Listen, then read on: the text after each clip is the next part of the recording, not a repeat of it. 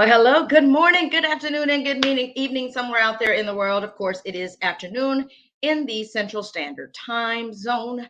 Thank you for watching and joining me here at Real Talk with E.V.E. And I have some wonderful guests that are coming on today. You know, we're always learning something on this show, right? Well, today I wanted to bring up a few individuals representing Purdue Extension, and they're doing a lot of things in the community, but not um, to the extent where they're doing a lot of things, but the community isn't really aware of what they're doing. So I have to say that I needed to bring them on here on this show because this is real talk about what's really happening in the community, but more or less in what's happening with Purdue Extension today. So without further ado, let me bring up my special guest today. Buenos dias, good morning and good afternoon. Good day. How are you? Wonderful, wonderful. So we have, as you can see, Lupe Valtierra and also Rebecca Koetz from Purdue Extension. Real quick, I know that you guys are like educators. You're on it. You're on the move. You got to hurry up and do things, right? So, Rebecca, thank you for joining us this morning. And Lupe, you know, you and I go way back since I think my childhood. I don't think I know it was my childhood. Not to say how young he is or I. But thank you for coming on this show. We want to, say some real talk about really what's happening and why you guys do what you do. Obviously, there's been some issues out in the community. Otherwise, you wouldn't do what you're doing, right? Correct. All right. Well, we're going to start with Miss Rebecca Koetz. Tell us a little bit about you and what department are you in with Purdue Extension? Yes, thank you. I'm with Urban Ag. So I specifically focus on urban agriculture, but I also work with home horticulture, lawn, yard, trees, anything related to that sector. Oh, that's right up my alley. I like taking pictures of all of that. Well, she helps to create the environment that you can take your pictures in. Yes, I love it. I love it. So I'd like to actually go live one day that you're actually doing that, Rebecca, if you allow me to. So that I can see what it takes to take care of the beauty that's out there that I so enjoy every time I am driving and walking out there. So how long have you been doing this, Rebecca? About 3 years now. I started January 2020. Okay. And what got you to do this? I have a degree in forestry and natural resources, and I was really interested in environmental education and community gardens. So this was a good blend of those things. Wonderful, wonderful. So how often are you out in the community, or you guys got any programs that can invite in the community to learn about this? Yeah, so I do a lot of programming. I do a lot of programming on demand, so people can recruit me to do programs for libraries, community centers, garden clubs, different groups. And we also I coordinate the Master Gardener program. So we have a list of Master Gardeners who do programming and they can come out as well. We can do, workshops or webinars or, the traditional PowerPoints or I do lead some farm tours and things like that. Right now, I actually have a permaculture design course going on that I'm actually taking as a student, but I'm hosting. And so that's 6 weekends. It's a very intensive course. And it's all about permaculture, it's a lot of different holistic regenerative agriculture principles, regenerative resilient community principles, and packaged and based around indigenous practices. The creators of permaculture that packaged the programming learned a lot from Aboriginal communities in Australia and packaged and wrote books and took that education out to the world. So that's what we're doing here is learning about permaculture. But I also coordinate the Master Gardener program and teach the Master Gardener training, which is a 15-week long certification course that creates educated volunteers to go out and share their information on everything horticulture. I lead the Urban Farming Signature Program. This year we had it in Gary at the Sojourner Truth House in February. And then Lupe and I are actually working together on a grass and garden program, which will be Monday nights in May at Gabus Arboretum, used to be known as Tall Tree Arboretum in Valparaiso. And so that will be Monday evenings in May. And that's, it has a little bit of growing information, a little bit of kind of the community development side of things related to community gardens. Wow, that sounds like something someone out there that's watching, that's listening, may be interested in. So let me ask you, Rebecca, this program that you're bringing about the gardeners, is that only outdoors, or can you bring that workshop to a school or to an organization indoors? For the Grass to Garden community garden, The program that you're just talking about, the Master Gardeners. the Master Gardener. So we do have a junior Master Gardener program that we have books, and I can bring some of that curriculum to schools. I do go into schools and lead workshops. I also can train teachers to be able to do the activities and learn how to use the curriculum. So yeah, I'm happy to go into schools and lead youth education around gardening or nature or farming. Yeah. Wow. You know, back in the day, I don't know if the Lupe knows this about farming. I know about picking vegetables. And let me tell you, it's not an easy job. It's heavy on you, especially when it's 100 degrees, 90 degrees out there and there is no shade. And it's all sun. I was fortunate enough to join my family one year to actually go and work at a farm in Crown Point, which practically most of that land is now been built on Broadway. So that I take pride in saying that, because it's not an easy job. So, you know, kudos to the farmers and to those that are out there that are picking our vegetables so that we can eat a nice, healthy salad or, you know, meals, what have you. So what else are you guys doing, Rebecca? I know you got, you know, time crunch. So let me know when you have to go, because I can have Lupe take over as well. And there's so much to learn about 4-H and all that you guys are doing there at a Purdue Extension. Yeah, I'll just share a couple more things real quick. We do have an urban farming internship that we're taking applications for. It's for adults that are new beginning urban farmers, and they can apply. I can send them an application. We have information on our website and social media, and the applications for that are due April 10th. And that program will go from May to October. It's a part-time on-farm work. And then also they'll have access to continuing education programs, workshops, farm tours, webinars. And I'm also collaborating with the East Chicago Parks Department and my colleague, Veronica Holomo, who works in East Chicago, to do an East Chicago High School youth garden internship with the East Chicago Greenhouse. So that's going to be starting up soon for East Chicago youth to join in on that. They'll be having applications out soon. There'll be a spring cohort that's like April through June, and a summer cohort that's like June through July. So there really isn't an excuse for saying there's nothing to do out in the community, is there? From what I'm hearing. Yeah, I guess people say we're like the best kept secret, but we're trying to get out of that. I also collaboratively work with our soil and water conservation district quite a bit. And we have an urban soil health initiative where people can join that working group and learn to assess their soil. We have like site visits we can do. I can come out and visit people's site to learn about their soil practices. And then a part of my normal job is to go out and do site visits around, you know, if you have like a tree that maybe has a disease or a pest issue or something happening in your lawn or garden, I can help with that. Or sometimes just sending pictures, I can help identify what the issue is there. And I also work with the SISMA, which is a cooperative invasive species management area in Lake County. And we will come out and do site visits for people around invasive plants, so we can help identify what invasive plants you have on your property and what you can replace them with. And that's both of those, their Urban Soil Health Working Group and the SISMA, are groups that people can join and be a part of. Wow. These are interesting workshop courses, what have you, to learn more about your own territory, pretty much, right? And I think it's great because, you know, learning is growing, no pun intended, growing as in nature out there, grass, trees, and whatnot. You know, I even say weeds also look beautiful. They have a purpose. You know, they grow no matter what, rain or not. Those weeds grow.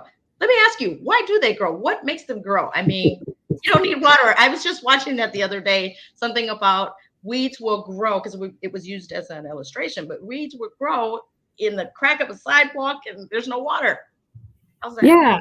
So we always say weeds are in the eye of the beholder. It's all about like what you consider a weed to be. So some people consider some weeds to be edible or good pollinator food.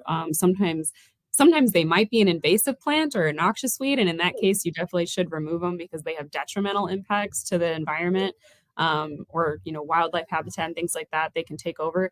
But some weeds, what we consider weeds, are just native plants that we haven't found a purpose for, or maybe there is a purpose that we don't know about. So like lamb's quarters, dandelion, violets, things like that are all considered edible medicinal plants that people can use, and they benefit pollinators. So it's all kind of in the eye of the beholder.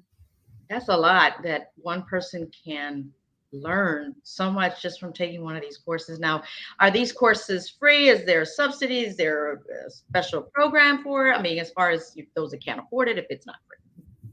It depends on the program. It depends on the year. So sometimes a program like that's packaged, so like the Master Gardener Urban Farming program, there is a cost, but we make it as affordable as possible. And sometimes if we have a local business sponsor, we can get scholarships. So if there are any local businesses out there or charitable individuals that would like to sponsor a scholarship for someone to attend an urban farming class or to sponsor an urban farm intern going forward, so we pay our urban farm interns, but that's because of a grant. So I'm working with an advisory committee to be able to secure local sponsors so that we can continue this in perpetuity. So if anybody wants to like sponsor a local urban farm intern to learn more about urban agriculture, or sponsor someone to go through the Master Gardener class or something, they can definitely do that because we rely on those local sponsors to offset the cost for those programs.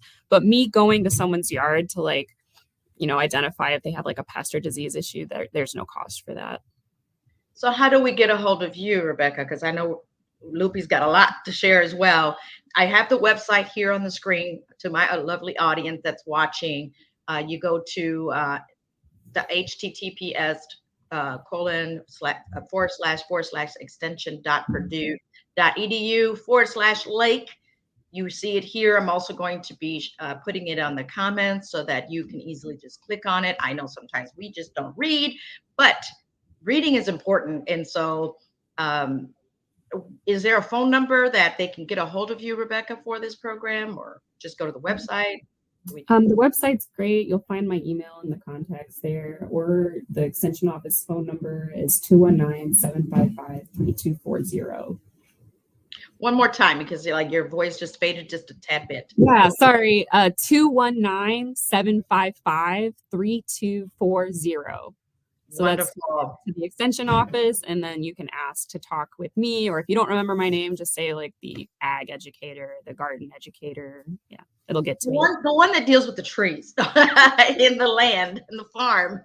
Yeah. Well, certainly I could say that what you do is very much needed in the community. You need to educate us how to take care of our own land, right? We should not destroy it. We should actually nurture it and take care of it. And through your programs, the community can certainly learn from it. And I want to thank you for coming on. I know that you're hosting a class right now, so appreciate you. Thank you so much. I'm sure we're going to bring you back again because spring has just now hit us, right? And there's a lot more that's about to happen come this summer. So thank you so much, Rebecca, for your time. We appreciate you and all that you opportunity. Yeah. Have a great day. My pleasure. You as well. And of course, my long time friend here. Shout out to the Valtierras. I can't not say that. Thank you. We've been knowing each other for many, many years. And I've seen you grow from going from one place to another, but it all revolves around education. You just can't stay away from it, can you? That's, we're all lifelong learners, Eve. You know that at the end of the day. It doesn't matter, where you are, what you're doing. There's always an opportunity to increase your knowledge capacity. And that's what Purdue Extension is about. Purdue Extension, in case the audience isn't aware, is a national program, actually international program that works. It was created through the Morale Act back in the Abraham Lincoln days. And its intent is to provide research findings in a practical way to help the community improve itself. So a long way of saying that all those things that Rebecca was talking about in terms of the agriculture, people have studied it and they know what it takes to do certain things to have certain results. Her responsibility as an educator in the agriculture and natural resources area is to take that research and make it practical and applicable so that you and I can understand why the tree looks the way it does, why the plants are doing what they do. And so we have a better understanding of what our functions then are throughout that capacity. We have, in addition to the agriculture and natural resources area with Extension. We have a program area for community development. That's my area. We have the 4-H youth development area. We have the health and human sciences area as well. And so there's 4 program areas that Purdue offers through Extension. And again, all of those have research-based efforts that we try to make practical and applicable. Wow, that sounds like a whole lot, right? It is. But let me ask you, many people don't know who you are. I do. You're a Gary native, is that correct? Born and raised. Born Emerson and graduate. raised. Gary Right. Emerson. So we are GI products. So good things, great things come out of Gary, Indiana. And shout out to my Garyans, to those that are from the GI, whether they're still there or not. We just Definitely. can't stay away from Gary, whether we like it or not. We're always involved in something that has to do with Gary. And of course, with Lupe, he's involved with 4-H. He's bringing these programs to Gary or wherever it's needed. Now, you mentioned something that is dear close to my heart, and that's the youth. Right. How receptive are the schools to your programs? You know, it will vary. The offerings that we have are oftentimes what you would consider them as supplemental to what's happening within the particular school system. Using 4-H as an example, we oftentimes, you know, within the urban area, we oftentimes think of 4-H as that farming program.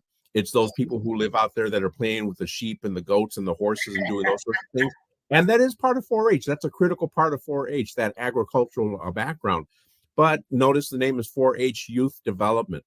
They have realized that really the program should be about developing the youth to help them, and I'll use our community development terms, help them increase their capacity to perform so that they can then have significant impacts within their communities. And so a 4-H club, for example, there's one of my papers, there's a 4-H Lake County camp that's going to be taking place from July 5th to the 7th this summer. It'll be at the Indiana Dunes Environmental Learning Center up on in Porter. And it is, I'm looking to see, applications will be due soon. It's $25 for those days of camp work activity there. I don't know. I don't think it's overnight thing, so it would be a day type activity and stuff. But, you know, contact us, go through there. You would talk with either Julie Jones or Jennifer Haynes, who are the 2 educators for 4-H in our county here in Lake County. They could give you that information. Let's say that there's a school out there, take it back. There's a community group out there that wants to have something for their youth in their neighborhood or in their town. They can contact us. We can talk with them, and we can set up a 4-H club in that particular area. We have, for example, I'll just run through a list. In Dyer, there's a Brunswick Beavers. In Hebron, the Happy Wranglers. In Lowell, the Prairie Pioneers. Crown Point, you know, in the Crown Point area, the Robinson Prairie Fantasy Farmers exists there. The Griffith Grinners in the town of Griffith exists. So they're out there. Thea Bowman, I believe in Gary, used to have a 4-H club. They kind of waned away a little bit, but they came back. St. Mary and Griffith years back had a 4-H club for a minute, and then it went away. So if the community interest is there, if the youth interest is there, talk to us. We can come in and help, you know, explore the opportunities. Lake Station, New Chicago area at River Forest High School, they actually have a program called Juntos, Juntos through 4-H, that is a 4-H based program intended for the family to get involved, to help them learn about leadership development and opportunities that are available for students to actually prepare for, apply, and enter post-secondary institutions. So there's that education key. So we're not looking only to develop, but we're looking to help, you know, expand the educational knowledge base of people. Oh, no, I love it. And you mentioned a school that's dear to my heart as well, and that's Thea Bowman. I'm hoping that in the future, we will have the room, the space, the capacity to bring that program back again. I mean, I remember seeing the goats, the chickens, and the roosters, and making soap out of goat milk. Right. Shout out to Ms. Linda Bodie. I mean, she held that program well. I think it was successful then. And, you know, they were also selling the eggs. I mean, right. That's awesome. And it is a great program because it also can be therapeutic. Correct me if I'm wrong. Correct. With animals, right? Yeah. Yeah, and again, that's the 4-H world that we offer through Extension. We're more than 4-H. Looking at, as you know, we just had Becca give a great explanation of what agriculture and natural resources does, and there's more than that. It's a huge programmatic area at Purdue. Receives national accolades across the way, and so so that's another great one. Humanities, health and human sciences. That program that's coordinated through Linda Curley, our educator in that particular area. They do programs that are focusing on the health aspect, mental health, physical health, financial health. And so let's say that there's a community group out there who is concerned about the high rate of diabetes, and they're not real sure what they're supposed to do in terms of their diets. We have a Dining with Diabetes program where the group comes in, they actually go through a series of recipes that are heart healthy, if you will, that help with the diabetes aspect. They walk away from that program with a booklet that has the recipes within it, as well as the nutritional information, as well as other things that are going to help them try to maintain that healthy lifestyle. Heart Healthy, be smart, be heart smart is another program. In fact, starting on Thursdays in May, the 11th, 18th, and 25th, and then June 1st at 11 o'clock here in our extension office in Crown Point. For $15, you can come in and participate in that particular program. You have to register for it, but again, learning what is it that's involved in keeping your heart healthy in terms of exercise, in terms of diet, in terms of mental health as well. So all of those components come into play there. So that's another offering that we have through that particular program.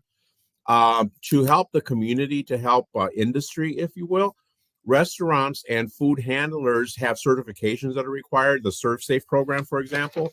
We also offer training for the Serve Safe in terms of learning everything there is to deal with that and the requirements and guidelines.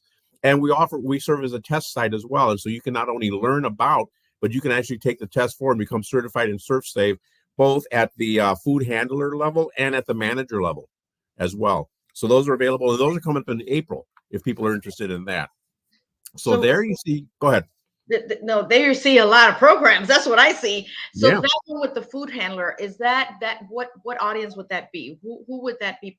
Who would the participant need to be for that program? Anyone, if you have a food truck, you need to have your health department certification. Part of this health department certification requires that somebody at the site have a Serve Safe certificate. If you're working in a restaurant as a food handler, if you're a bus person, you may not need it. But if you're in the back kitchen, if you're serving the food, maybe you do need to have that certification there. Oftentimes within our areas during the summer times, when we have all of our different fairs, our outdoor fairs and activities, a lot of times, we're moving to the point where people have to have that certification so that what you're getting is healthy. It's safe, it's sanitary, and you're not going to get sick from it along the way. There's even a move right now for the different farmers market, not quite at the level of having to have that certification, but to have some sense of guidance as to who is handling those food products there. Because you mentioned get picking vegetables. I was going to kid and say my experience picking vegetables is going to the grocery store and selecting from the displays that are there.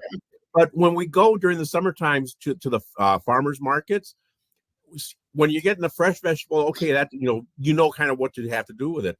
But what would you're buying a jar of honey, you're buying a jar of jam. How can you be sure that it was properly prepared and that the person's not sniffling all over the place and sneezing and everything else as they're preparing it? So that it touches all aspects of our lives, and that's the sort of audience you have. You, me, somebody who works in a restaurant, somebody who owns a restaurant. It's something. It just depends on what you're doing. That whether or not you need that certification.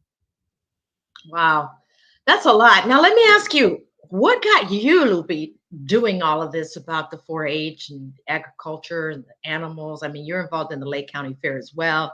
Tell us a little bit about that. But first, what got you involved into this? I know education is in you. It's in your blood. That I know, right? But what got you into this type of education? Yeah.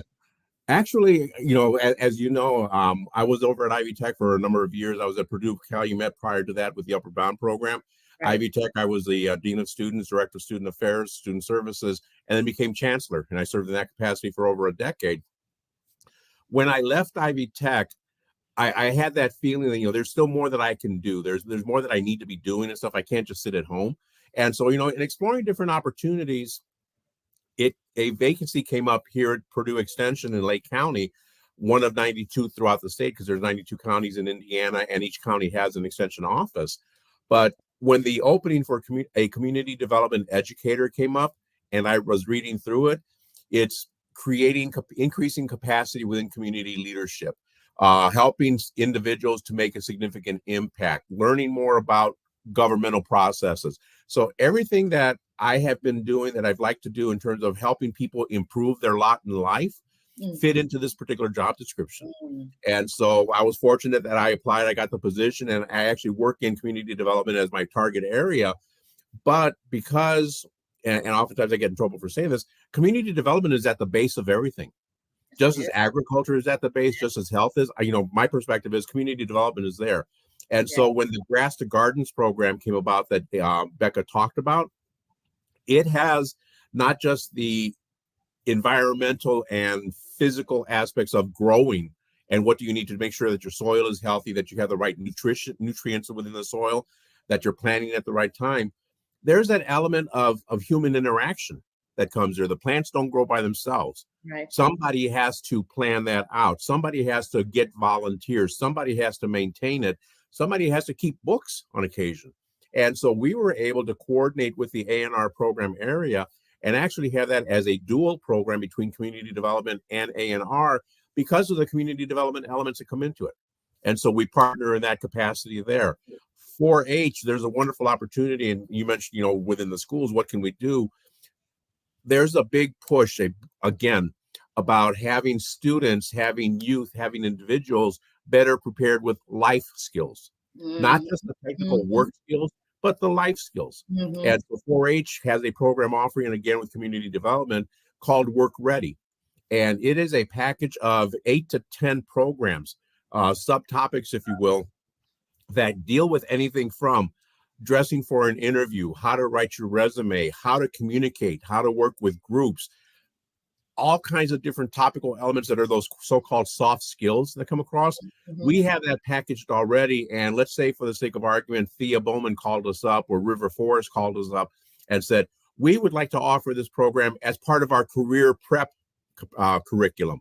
We can come in, we can sell you the curriculum and you can have your teachers do it, or we can come in and offer that program in conjunction with the schools for the students during the course of the school day as part of that curriculum. We can offer it as an after-school type of activity as an add-on. We can set up and offer it at the Boys and Girls Club if we're invited in and if we partner with them, where that audience can happen there. It's a curriculum, again, because of the soft skill element and the preparation for the workforce. It's not just for youth. In Michigan City, our educator out there, Mary Caminas, offers in LaPorte County at the Grace Center a monthly offering of Work Ready, where she's working with individuals who have been released or are in the final stages for release from prison, from incarceration, to help them prepare for reentry, 1, into society, 2, into their life roles, 3, into the workforce. Because, everybody needs to improve their ability to communicate. The way that I dress and show up for an interview may have an impact with the person who's interviewing me. The way that I talk, the way my documentation looks. And so, we have that program, and again, crosses over, helps in that capacity to improve the individual, to increase the likelihood that they're going to be successful. Wow, that's a lot. So it's like a one-stop shop right there at Purdue Extension. It can be. It's and again, that's what drew me into it. There was so much that can happen through Purdue Extension, particularly with the community development. Again, I also have a background in grant writing, as you're aware. We offer a grant writing program. It's a 2-day program offered a month apart. And so this year, actually, we have one coming up this spring on May 17th and June 21st in Porter County, in the city of Portage, at Prominence Gardens. I think it's called Prominence Gardens. I have it in front of me. Prominence Commons. I'm sorry, Prominence Commons, right there on Evergreen Avenue. We're going to be going there to offer this particular program. Who participates in that? Anybody who has an interest in grant writing, who wants to sharpen their skill set, who wants to learn a bit more about how do you, what should you, when do you. We offer that particular program, and we can take you from, gee, I think I have an idea that, if I got some money, I could do this, down to the point of actually having that proposal prepared. And we'll even review the proposal with you before you submit it. Nice. Well, we'll have to talk off the air. I have some plans in the not-for-profit sector, but I hope to be in town for those days you're talking about for the grant writing. I missed the last one. And are these Yeah. grant writings a small minimal fee for them? I mean, for what it's worth, I think whatever the price is worth. Yeah, it's for this particular one that we do, it's actually $195. So $200. And again, it covers you for those 2 days. It covers all the material costs. You get lunch through it and then snacks throughout the day. So we don't starve you during the time that you're there. We work you, but we don't starve you. Right, And and again, at the end, the individuals come out better prepared. We have a study that was done a couple years back for a 5-year sequence of individuals who had taken this class. After having taken the class and submitting proposals, they had generated over $4 million in new grant funds that didn't exist before. Wow.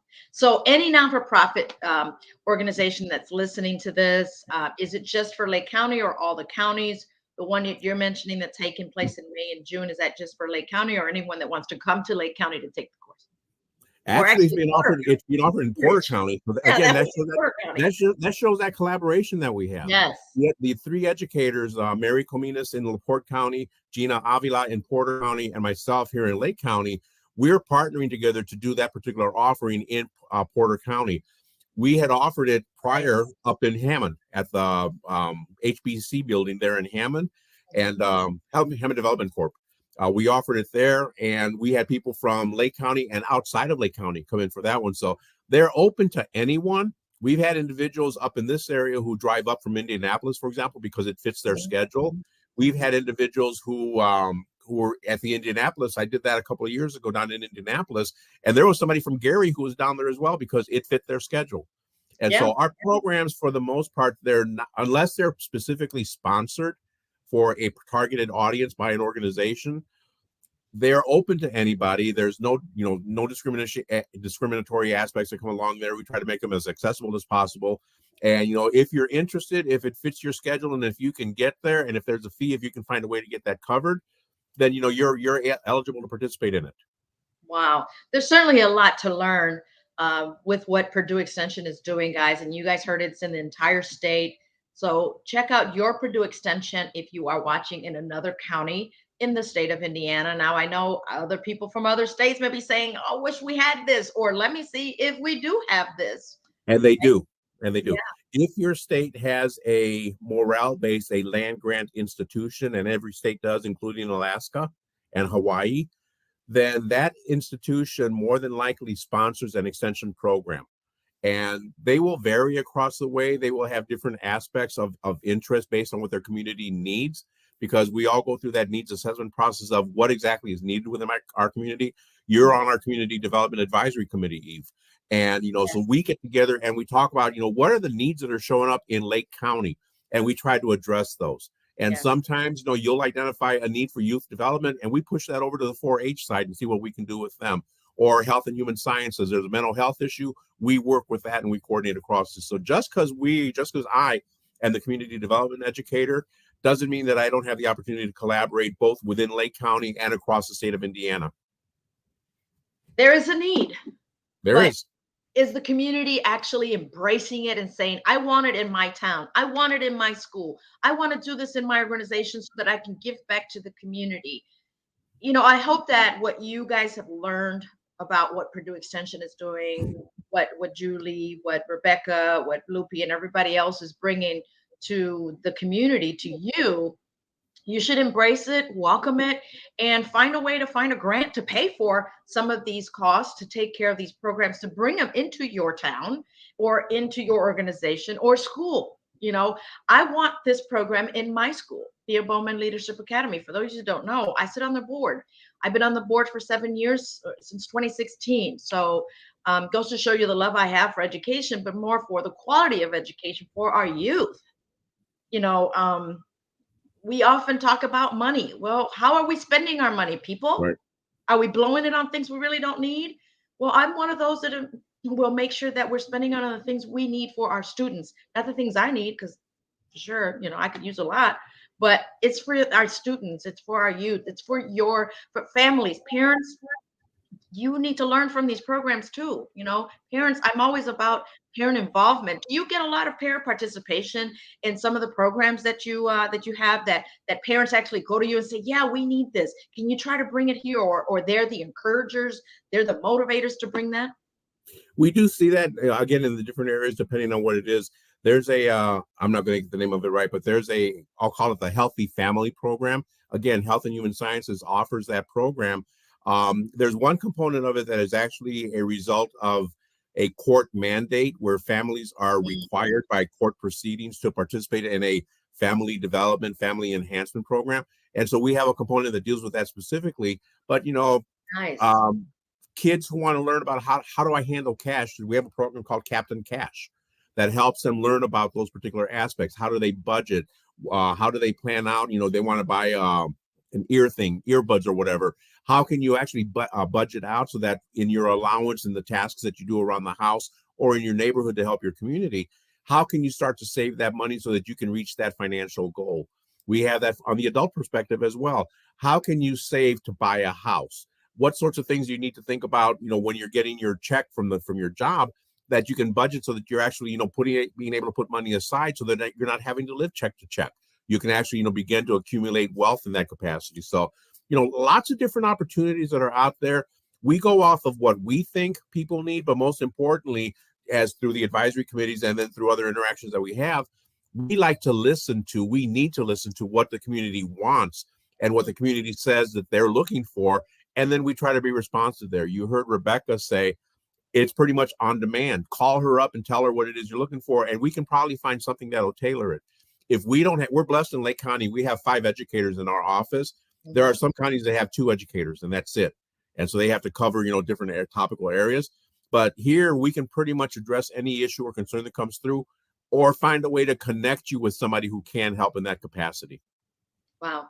Certainly a lot. Anything else you want to share? I know we've gone over our time, but this information is much needed that I don't mind extending it because of what you have available to a school, a community, a county, for everyone of all ages. Sure. Yeah, no, and we could go on for another hour if we needed Yeah, to. I know. But again, the banner that's flashing across the screen at the bottom, if you're not in Lake County, if you're in Porter County, write in Porter instead of Lake. If you're in Owen County, write in Owen, because that will take you to the website for that particular county extension office. In terms of, reach out to us. Becca gave you the number 219-755-3240. Give us a call, go to the website, connect with us, see us on the street. We'll have our little shirts with logos or whatever else there. Talk to us, ask us those questions, reach out to E.V.E, reach out to other individuals who may be on our extension advisory boards or on our extension county board as well. And ask them, what can Purdue Extension do for me? Because that's what we're about. We're trying to answer that question and address that issue. We are Indiana's educational partner for life. And so anything that you have a concern about, we can either help you with it directly or help get you to the person or area that can help you with that to resolve your issue. Well, thank you so much, Lupe. If there's anything that we missed out that you want to mention now in the next few minutes, you're welcome to it. If not, I'm going to have to bring you back because, yes, you guys do a lot. I'm looking through all the papers that I scattered in front of me to kind of talk on. I think we mentioned everything. I forgot to mention Rita Jack Gillis is our county extension director. She comes to us, with a wealth of experience as well, and lots of good information and contacts and connections. So reach out to Rita. Those of you that know her from the East Chicago area, she'd be more than happy to, again, hook you up with whoever it is within our office area. You've got our contact information. Yeah, I think, we did a lot in 40 minutes. Right. It's wonderful. And it's, this is real talk. You're like, well, will this real talk have anything to do with real talk? Meaning these are the things that our community really needs. But my question to you, the community, the stakeholders, why aren't you welcoming this? Hurry up, welcome it. And for those that are using these programs, thank you, because our youth needs it, our families need it, even our veterans, meaning those that are, have nothing else to do. They've already served our country. I'm sure you guys have a program for them too, Lupe. And for the elderly, we had, well, I don't have my parents here anymore, but for those of you that still have parents, get them involved. Gardening, it's exercise for their fingers, their hands, and it's also therapeutic. Sometimes we don't think about those things. We just want to be complacent and leave our family, our parents at home. Instead of working the remote control, let them work their brain and their hands with bringing beauty Right. into our soil, right? And planting, whether it's vegetation or plants, trees, what Yeah. have Yeah. you. I just, I want to keep it real, folks. You guys know this is Real Talk with E.V.E. Lupe, thank you once again for coming on this show. And we're going to bring you guys back because there's so much more that I'm sure you can share. Yeah, Appreciate all that you do. and we'll look forward to having you connect with Rebecca to get out there one day this spring and see what the gardening actually looks I like, love see that. what life is like in the urban agricultural world.